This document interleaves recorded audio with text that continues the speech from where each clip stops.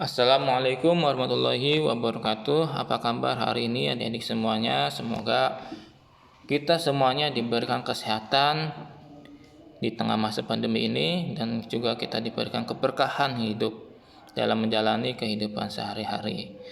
Baik, kali ini Bapak akan menyampaikan tentang landasan hidup religius ya.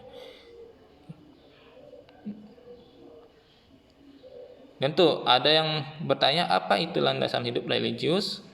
Ya, landasan hidup religius adalah dasar kehidupan manusia dalam kehidupan sehari-hari berdasarkan aturan agama. Ya, kalau misalkan agama Islam, maka dia harus memiliki aturan hidup berdasarkan agama Islam. Kalau misalkan di agama Kristen, Buddha, Konghucu dan Kristen Protestan, maka dia harus mengikuti aturan agama dan keyakinannya masing-masing ya. Nah, salah satu landasan hidup religius adalah bersyukur.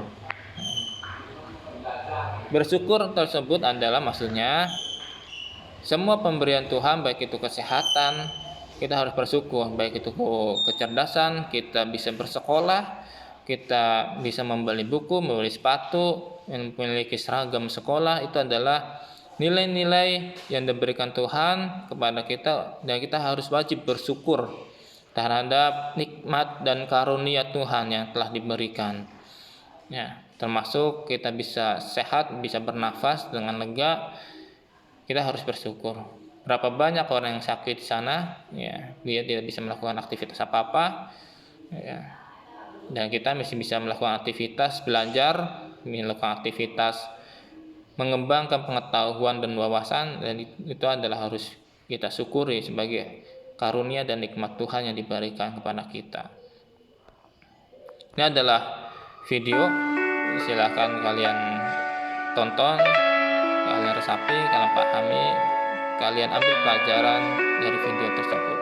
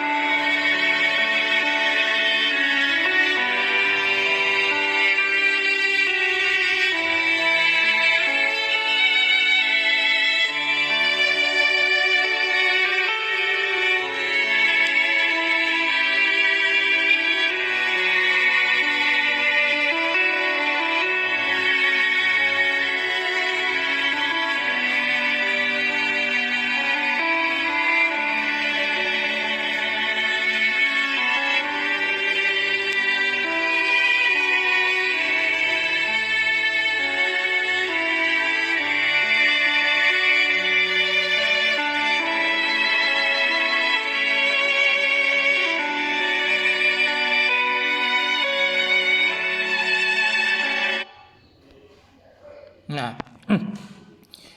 itu ya, kita harus memandang, harus bisa menilai, kita harus bisa pandai-pandai bersyukur. Nah, seperti yang tadi video video yang Bapak putar, itu ternyata ketika kita bersyukur nikmatnya akan ditambah. Hikmah dari video tersebut adalah tanamkan dalam diri untuk cerdas mensyukuri nikmat Tuhan yang telah dianugerahkan kepada kita. Ketika kita bisa melihat, kita harus bisa cerdas bersyukur bahwa kita memiliki penglihatan yang baik. Berapa banyak orang yang sana yang tidak bisa memiliki penglihatan yang baik, ya, dan dia pengen banget untuk bisa melihat. Nah, sehingga kita gunakanlah mata melihat ini dengan baik, dengan cara bersyukur kepada Tuhan, gunakan matanya untuk proses belajar, untuk mengaji, dan lain sebagainya. Kemudian rasa syukur perlu diperlihatkan ketika kita mendapatkan nikmat, karena pada dasarnya kenikmatan adalah milik semua orang yang bersyukur. Manusia yang senantiasa bersyukur kepada Allah memiliki kemuliaan dan keistimewaan dibandingkan yang lain. Nah, kemudian jika kita tidak pandai dalam bersyukur, maka kita tidak akan merasakan nikmat. Kita malah akan mendapatkan azab yang pedih dari Allah. Allah Subhanahu wa taala berfirman, nah ini di Quran surat Al-Imran ayat 7, ada juga surat Al-Baqarah ayat 172, bahwa di surat Al-Imran, sesungguhnya jika kamu bersyukur niscaya aku akan menambah nikmat kepadamu, tetapi jika kamu mengingkari nikmatku, kata Allah, maka pasti azabku sangat berat. Sehingga kita sebagai umat Islam di SMP 3 Cipunegara, siswa-siswi semuanya Islam, maka kita wajib bersyukur atas nikmat yang Allah berikan kepada kita. Kemudian Anda, wahai orang-orang beriman, makanlah dari rizki yang baik yang kami berikan kepadamu, dan bersyukurlah kepada Allah jika kamu hanya kepadanya menyembah. Nah, Quran surat Al-Baqarah ayat 172. Jadi setiap nikmat yang diberikan kepada Tuhan, yang diberikan oleh Allah Subhanahu wa taala, kita wajib bersyukur. Ketika bersyukur, janji Allah akan ditambah nikmatnya. Jadi sehingga kita menjadi manusia yang optimis dalam menjalankan kehidupan sehari-hari. Orang yang tidak bisa bersyukur, orang yang bersyukur dan selalu mengeluh, maka kehidupannya akan diliputi oleh rasa yang kemalut. Kemalut itu artinya merasa murung, merasa tidak cukup, merasa sedih, padahal nikmat-nikmat Tuhan sudah diberikan begitu banyak, termasuk nikmat kesehatan, nikmat bisa melihat, mendengar, mendapatkan baju yang layak, mendapatkan tempat tinggal yang baik, bahkan kita bisa tidur nyenyak di malam hari. Itu adalah nikmat Tuhan yang kita harus syukuri kepada Tuhan atas nikmat tersebut. Nah,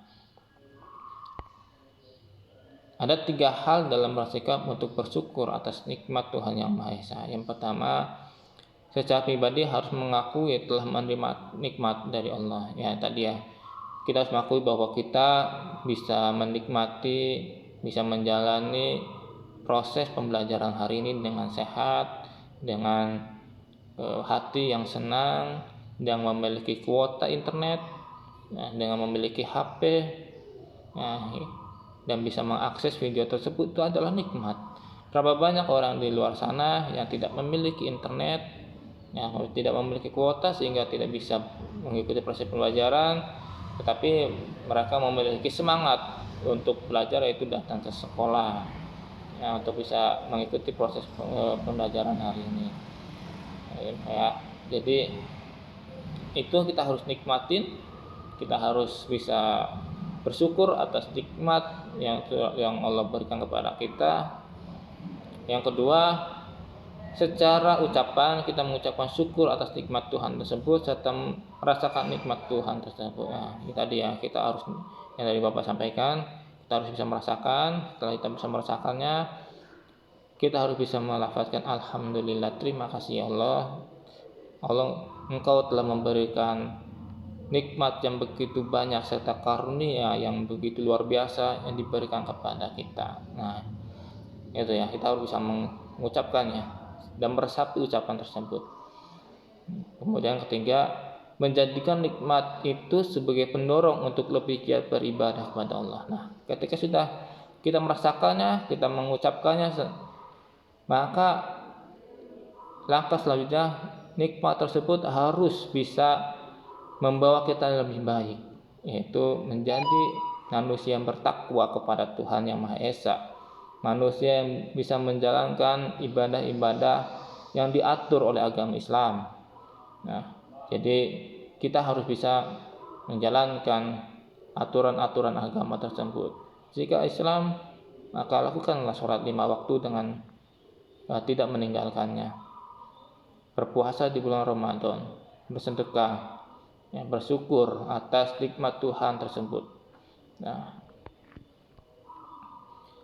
demikian bimbingan konseling yang Bapak ingin sampaikan. Semoga dari materi yang disampaikan hari ini bisa memberikan kita nikmat yang luar biasa, sehingga kita bisa bersyukur, kemudian kita bisa menjadi manusia yang bertakwa, manusia yang meningkatkan keimanan kita, dan menjadi manusia yang beradab, manusia yang memiliki keimanan dan ketakwaan kepada Tuhan Yang Maha Esa.